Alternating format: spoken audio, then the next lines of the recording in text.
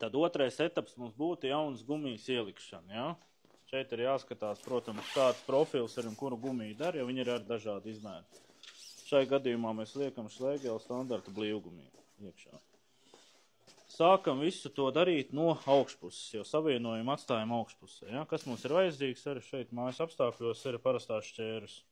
Nogriežam gumijai sākumu taisni, lai viss ir smuki. Un liekam šeit iekšā. Sākam no vidus no savienojumus un ar pirkstiem smuki liekam iekšā. Ļoti svarīgi ir gumijas pareizs virziens, kā jūs redzat. Tā, lai tas pusaplis ir izvirzīts vairāk uz vērtnes āru. Ja, mēs nedrīkstam viņu likt no otras puses. Tad ir jāliek šeit, lai viņš vērtnē tā kā guļās uz āru. Un šā smuki ejam visapkārt un liekam viņu iekšā.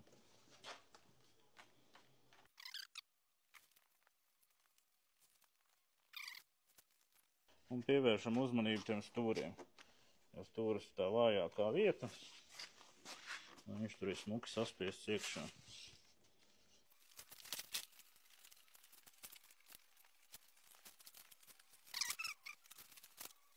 Tad ļoti svarīgas ir beigas.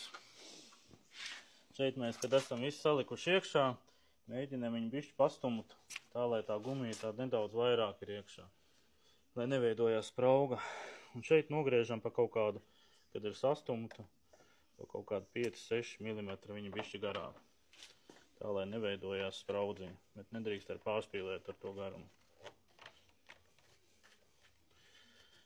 Šis būtu tas, kas būtu jādara vērtnē. Vēl būtu vēlams, protams, uzpilināt nedaudz līmīti savienojumu vietās. Šai gadījumā tas būtu šeit. Mājas apstākļos arī var vienkārši mazo super līmīti uzlikt, 2 mazas punktiņus, lai viņš šeit smuki salīmējās kopā.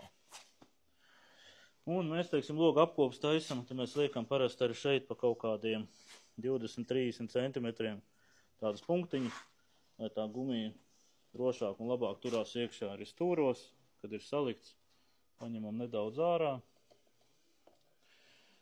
un šeit iepilinam iekšā. Un to principā mēs visu izdaram pa visu perimetru. Ja, it sevišķi stūri, augša un uz šādu vērtni, kas ir kaut kā 90 centimetri. Šeit, teiksim, būtu jāielīmē abos stūros un kādos 2 punktos vēl, lai viss būtu kārtībā. Un principā vērtnē gumija samainīt. To pašu vajadzētu arī darīt rāmim. Bet vērtnē šeit ir viss gatavs.